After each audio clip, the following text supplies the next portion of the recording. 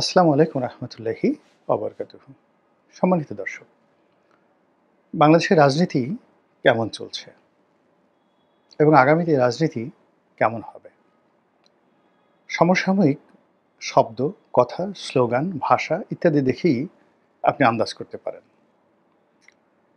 যেমন ধরুন, বর্তমান সময়টিতে এই গত কয়েক মাসে আপনি দেখবেন ডাস্টবিন এই শব্দটি, ময়লার ভাগাড় বা ডাস্টবিন এই শব্দটি রাজনীতির সঙ্গে ভীষণভাবে ম্যাচ করেছে। বিভিন্ন মানুষের সঙ্গে ডাস্টবিন নাম সংযুক্ত করা, তারপর কাউকে অপছন্দ হলে সেই নামের সঙ্গে মানে অমুক না ডাস্টবিন, তমুক না ডাস্টবিন, এটা দেশ এবং দেশের বাইরে যারা বাঙালি রয়েছেন তারা যেভাবে এই স্লোগান তুলছেন, এটার মনস্তাত্ত্বিক যে বিশ্লেষণ, সেই বিশ্লেষণের উপরই আগামীর রাজনীতি নির্ভর করছে। দ্বিতীয়ত, ডাস্টবিনের পরে আরেকটি শব্দ খুবই এই মুহূর্তে প্রচলিত, সেটা হলো সান্ডা। সান্ডা এমন একটা প্রাণী, মরু অঞ্চলে থাকে, আমাদের দেশের অনেকটা টিকটিকির মতো বড় আকারের, কুমিরও নয়, টিকটিকিও নয়, গুই সাপও নয়, ভীষণ রকম দেখতে বিশ্রী। তো এই সান্ডা সেই আরব দেশের লোকেরা খায়। এটি হালাল প্রাণী, কিন্তু দেখতে এরকম অরুচিকর, আল্লাহ রাসূল নিষেধ করেনি, বলছে যে আমার এটা খেতে পছন্দ হয় না। এখন আমাদের এই সমাজে কাউকে পছন্দ না হলে বলা হচ্ছে ও একটা সান্ডা, অমুক না সান্ডা, সান্ডা সান্ডা, মানে যে কোনো মানুষকে মনে হচ্ছে সে সান্ডার চাইতেও নিকৃষ্ট। আরেকটি শব্দ নিমডা, এবং এই নিমডা শব্দটি মূলত একটা বিখ্যাত সিনেমা বাহুবলী সিনেমা, সেই বাহুবলী সিনেমার একটা ডায়ালগ, এবং দক্ষিণের ভারতের যে দক্ষিণের অসংখ্য ভাষা আছে, এমনি একটা ভাষার একটা ডায়ালগ, যে ডায়ালগের প্রথম শব্দ হলো নিমডা, এরপরে আরও অনেকগুলো শব্দ রয়েছে। নিমডার শব্দের অর্থ হলো তোমাকে মারব, I will kill you, finish you, তোমাকে একেবারে শেষ করে দেব। এরপরে আরও অনেক শব্দ রয়েছে, এবং এই নিমডা শব্দটিও মানে নিমডা, টেলমি, মইনুস-সুকুর, এই যে শব্দগুলো ব্যবহৃত হচ্ছে রাজনীতিতে, এবং স্পষ্টতই ঢাকার যে দক্ষিণ সিটির মেয়র পদের জন্য যিনি আন্দোলন করছেন, লড়াই করছেন, তো এবং যিনি ঘোষণা দিয়েছেন যে আমি যাকে বলা হয় নিজেই শপথ পড়ব, যদি আমাকে সরকার শপথ না পড়ায়, সেই মিস্টার ইশরাক, তো তাকে অপমান করার জন্য, তাকে ছোট করার জন্য একদল যুবক এই বাহুবলী সিনেমার যে ডায়ালগটি, সেই ডায়ালগটি সবাই মিলে তারা মানে অনেকটা স্যাটায়ারের কায়দায় এই ডায়ালগটি তারা প্রচার করেছে, এবং যার প্রথম শব্দ নিমডা, খুবই জনপ্রিয়। এবং এখন মানে এই নিমডার কারণে, এই ডায়ালগটির কারণে জনাব এরশাদ এতটা বিব্রতকর অবস্থায় পড়েছেন যে তাকে দেখলে, মানে তিনি যখন চলে যান, তার যারা বিরোধী পক্ষ পিছন থেকে এই নিমডা নিমডা শব্দ বলতে থাকে। তো এখন এই যে নিমডা, সান্ডা, বোতল, ডাস্টবিন, এইগুলো হলো আমাদের বর্তমান রাজনীতির স্লোগান এবং রাজনীতির পরিচয়, এবং এগুলোর উপরই আগামী ৫ বছর ১০ বছর রাজনীতি কেমন যাবে তা খুব সহজেই বলে দেওয়া সম্ভব। এবং সেটা কিভাবে সম্ভব তার একটু উদাহরণ দেই। যে কোনো রাজনীতি অমরত্ব লাভ করে, শ্রেষ্ঠত্ব লাভ করে, সফলতা লাভ করে সাহিত্যের মাধ্যমে, গান, গল্প, কবিতা, উপন্যাস। যেমন ধরুন ১৯৭১ সনে, তো ১৯৭১ সনে বঙ্গবন্ধু যখন গ্রেপ্তার হলেন, তখন খবর ছড়িয়ে পড়ল যে তাকে মেরে ফেলা হবে, তাকে ফাঁসিতে ঝোলানো হবে।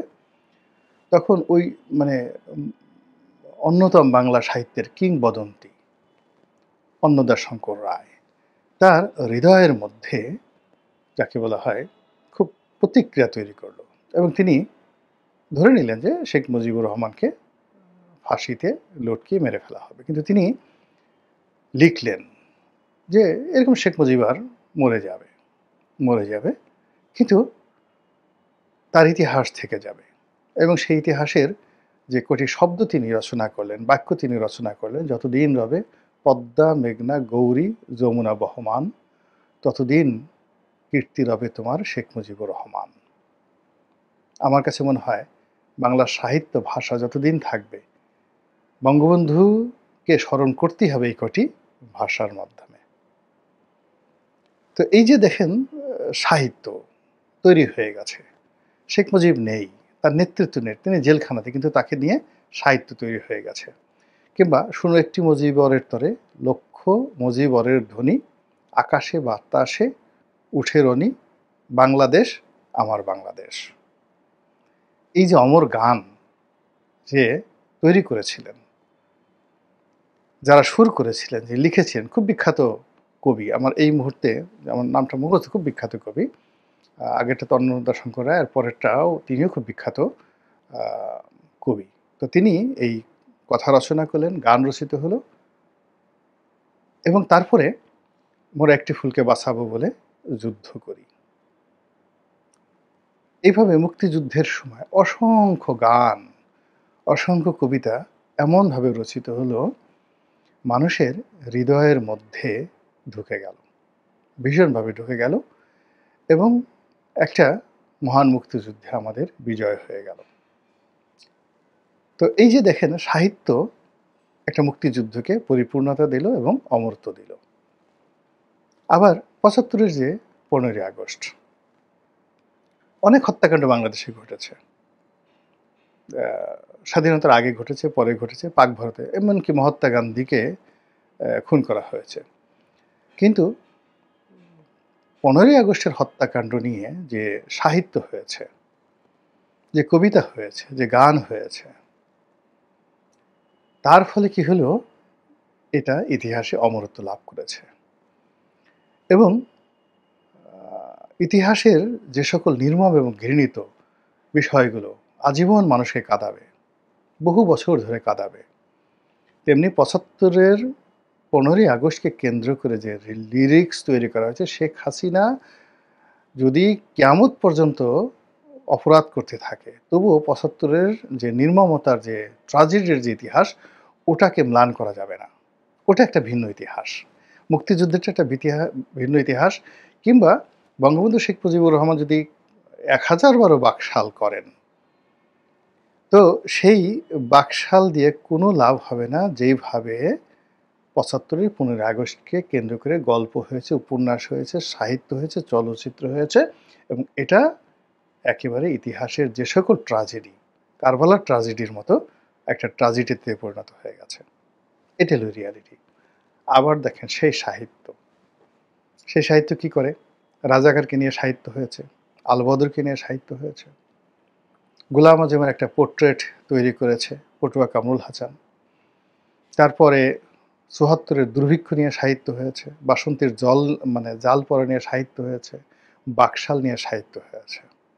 ফলে আওয়ামী লীগ কিয়ামত পর্যন্ত চেষ্টা করেও এই অপবাদ থেকে কোনোদিন মুক্ত হবে না। কন্ট্রাস্ট, অর্থাৎ ৭১-এর মুক্তিযুদ্ধ, ৭৫-এর ১৫ই আগস্ট, তার সঙ্গে সঙ্গে আবার এটা। সিমিলারলি স্বাধীন বাংলাদেশে স্বৈরাচারী এরশাদ, দীপালি সাহা, দেলোয়ার, নূর হোসেন, তাদেরকে নিয়ে যে সাহিত্য হয়েছে, ফলে কিয়ামত পর্যন্ত এরশাদ সাহেব শত চেষ্টা করুক না কেন, এই সাহিত্যকে অতিক্রম করে কোনো অবস্থাতেই তিনি সুশাসক হতে পারবেন না। সাহিত্য লাগবে। তো ওই সময়ের যে সাহিত্য, স্বৈরাচারী আমলের সাহিত্য তাকে শেষ করে দিয়েছে। হাওয়া ভবন নিয়ে সাহিত্য হয়েছে, ২১শে আগস্টের গ্রেনেড হামলা নিয়ে সাহিত্য হয়েছে। এই সাহিত্যর কারণে এগুলোর যে কুখ্যাতি, সেই কুখ্যাতি কিয়ামত পর্যন্ত থেকে যাবে। তো সেই দিক থেকে যদি বিবেচনা করেন, জুলাই এবং আগস্ট বিপ্লব, যেটা ২০২৪ সালে হয়েছে, এটা নিয়ে সাহিত্য রচনা করতে হবে। এটা নিয়ে গল্প লাগবে, উপন্যাস লাগবে, স্ক্রিপ্ট লাগবে, মানুষের হৃদয় এবং হৃদয়ে এটা অনুরণিত হতে থাকবে, কবিতা, গান, শিল্প এবং সাহিত্যে। তা না হলে এই বিপ্লব মাঠে মারা যাবে। এগুলো বিপ্লবের কথা। ২ নম্বর হলো যে, যেমন আমরা এরশাদের সময় অনেকগুলো স্লোগান দিয়েছি। যেমন বঙ্গবন্ধুর জামানাতে জাসদ অনেকগুলো স্লোগান তারা তৈরি করেছিল। অনেকগুলো ন্যারেটিভ তারা তৈরি করেছিল। কিছু ন্যারেটিভ মিথ্যা ছিল, শেখ কামালের ব্যাংক ডাকাতি। কিন্তু ন্যারেটিভ তারা প্রতিষ্ঠা করে ফেলেছিল যে শেখ কামাল সেই ব্যাংক ডাকাতি করেছে, শেখ কামাল সেই মেজর ডালিমের স্ত্রীকে অপহরণ করেছে, ডাহা মিথ্যা কথা। তারপর শেখ কামাল শেখ জামালের বিয়েতে সোনার মুকুট দেওয়া হয়েছে। এই সমস্ত বিষয় নিয়ে যে ন্যারেটিভগুলো তৈরি করা হয়েছে, জনগণ এমনভাবে খেয়েছে, এখন আর ওখান থেকে আওয়ামী লীগ চেষ্টা করেও বেরোতে পারছে না। একইভাবে শহীদ প্রেসিডেন্ট জিয়াউর রহমান, তার ভাঙ্গা সুটকেস, তার ছেঁড়া গেঞ্জি, তার সাধারণ জীবনযাপন, মিতব্যয়িতা, তার দুর্নীতি না করা, সৎ জীবনযাপন, এগুলি নিয়ে বহু গল্প, সাহিত্য, উপন্যাস তৈরি হয়েছে। ফলে জিয়াউর রহমান সম্পর্কে যদি ফেরেশতারা এসেও সাক্ষ্য দেয়, মানুষ বিশ্বাস করবে না।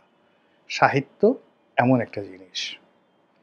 তো সেই দিক থেকে বর্তমানে যে রাজনীতি, সেই রাজনীতি নিয়ে একটি ইতিবাচক ন্যারেটিভ হয়নি গত 10 মাসে। অনেক নেতিবাচক হয়েছে। এখানে যদি বলা হয় লাগানোর রাজনীতি, বলেন তো এটা কি আইয়ুব খানের জমানা বুঝাবে? লাগানোর রাজনীতি, লাগালাগির রাজনীতি, কি ন্যারেটিভটা তৈরি হয়ে গেছে। তারপরে শেষে এটা কি টিক্কা খানের রাজনীতি বুঝাবে, যে টিক্কা খান কি লাগাতে চেয়েছিলেন? বুঝাবে না।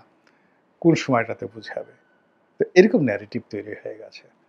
তো সেই দিক থেকে এই যে সান্ডা, তারপরে শেষে এই যে যাকে বলা হয় বোতল, এরপরে নিমডা, এরপরে এই যে এখন অন্যান্য যে সমস্ত আরও ন্যারেটিভ, অসংখ্য ন্যারেটিভ, সেই ন্যারেটিভের দ্বারা যেটা প্রমাণিত হয় যে রাজনীতি পচে গেছে, গলে গেছে, এবং পচা গলা রাজনীতি থেকে পুজ, দুর্গন্ধ বের হচ্ছে। আর সেই দুর্গন্ধর মধ্য থেকে যে ক্রিয়াগুলো আছে না, পোকা, ক্রিয়া, দুর্গন্ধ, সেই ক্রিয়াগুলো শব্দ করছে। সেই শব্দগুলি বিকৃত রূপে আমাদের কাছে আসছে। এখন বলেন তো, যে রাজনীতি গলিত এবং যে রাজনীতি পচে গেছে, এবং যে রাজনীতি থেকে এইরকম বাজে শব্দ, হায়নার ডাকের মতো শব্দ চলে আসছে, তো সেই রাজনীতির ভবিষ্যৎ কি? কোনো ভবিষ্যৎ নেই। সেই পচা, গলিত, লাশময়, দুর্গন্ধময় রাজনীতির আগে কবর হতে হবে। তারপর সেই দুর্গন্ধ দূর হবে, এরপর সেই মাটি পবিত্র হবে, তারপর সেখান থেকে নতুন বৃক্ষ, নতুন পত্র পল্লব আসবে, নতুন ফুল ফুটবে, নতুন পাখিরা আসবে। সেই পাখিরা আবার নতুন স্লোগান দেবে, বীর বাঙালি অস্ত্র ধরো, বাংলাদেশ স্বাধীন করো। এইরকম বীর বাঙালি অস্ত্র ধরো, বাংলাদেশ গড়ে তোলো। এরকম অসংখ্য যাকে বলা হয় নতুন স্লোগান হবে। স্লোগানের মধ্যে স্বপ্ন থাকবে, রুচি থাকবে, আভিজাত্য থাকবে, গান থাকবে, কবিতা থাকবে, মানুষের প্রেম থাকবে, ভালোবাসা থাকবে, শ্রদ্ধা থাকবে। যে রাজনীতির নেতা থাকবে, নেত্রী থাকবে, সেই নেত্রীদের সম্পর্কে মানুষ বাজে কথা বলবে না, কটূক্তি করবে না, অসম্মান করবে না। তারা তাদের আপন মহিমায় দাঁড়িয়ে থাকবেন, এবং সেই পরিবেশ পরিস্থিতি না আসা পর্যন্ত এই যে এখন যা কিছু চলছে রাজনীতিতে, সেই রাজনীতির যে ইতিহাস, সেই ইতিহাস